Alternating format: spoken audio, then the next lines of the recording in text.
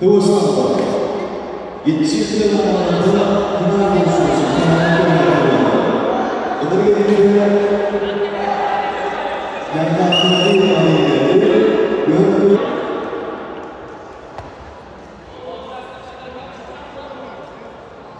Jiu-Jitsu adalah beberapa yang berbeda. Kalau itu sekolah saya Jiu-Jitsu.